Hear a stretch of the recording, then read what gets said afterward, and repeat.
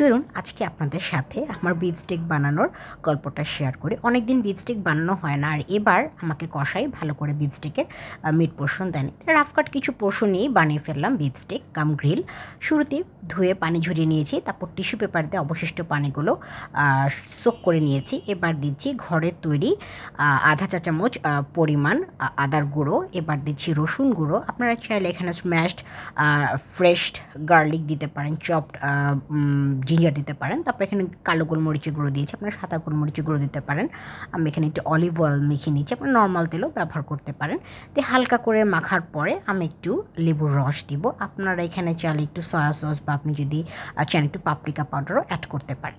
তারপর আমি একটা ফ্ল্যাট কড়াই নিয়েছি, এর মধ্যে আমি এখানে চুলাটা আমি একদম হাই করে নিয়েছি। হাই করে নেওয়ার পরে সেখানে আমি আমার যে মিট পোর্শনগুলো ছিল সেগুলো আমি আস্তে আস্তে করে দিয়ে দিব। যত টেম্পারেচারটা আমি হাই করতে পারবো বা চুলার আঁচটা অনেক বেশি পরিমাণ হাই করতে পারবো, জিনিসটা তত ভালো হবে। এবং খুব সুন্দর করে আস্তে আস্তে করে মিটগুলোকে আমি দিয়ে দিব। দিয়ে দেওয়ার পরে আমি আস্তে আস্তে এক পিঠ ও পিঠ করে নেড়ে চেড়ে নিব। আমার মিট কাটটা একটু ভালো হতে পারতো, তবে আমি ভেবেছিলাম যেটা সুন্দর করে পরে পিস পিস করে নিব, যেটা আসলে সম্ভব হয়নি।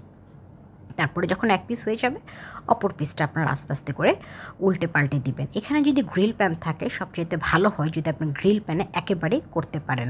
তো খুব সুন্দর করে আস্তে আস্তে করে আমি যখন উঠিয়ে দিব, তখন আপনাদের সাথে একটা টিপস শেয়ার করি যে যখন আপনার আমি হাই হিটে এই গ্রিল প্যানে দিব, তখন কিন্তু জিনিসটা খুব বেশি পরিমাণ রাখা যাবে না, 2-3 মিনিট রেখে উল্টে ফেলতে হবে।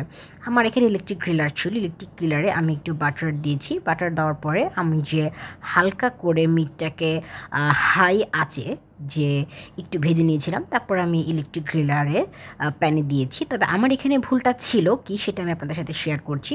আমার এখানে অ্যাকচুয়ালি থাইম বা রোজমেরি সেগুলো ছিল না, তবে আমি এখানে অরিগ্যানোটা ব্যবহার করেছি হার্ব হিসেবে। আপনারা চাইলে যে কোনো ধরনের মিক্সড হার্ব ব্যবহার করতে পারেন, একটা অ্যারোমা দেবে। এবং এখানে একটু বেশি পরিমাণ বাটার লাগে, এবং ইলেকট্রিক গ্রিলারে যেটা হয় বাটারটা সোক করে নেয়, তো পরিমাণটা একটু বেশি লাগে এবং রসুনগুলাও একটু উল্টে পাল্টে দিতে হয়।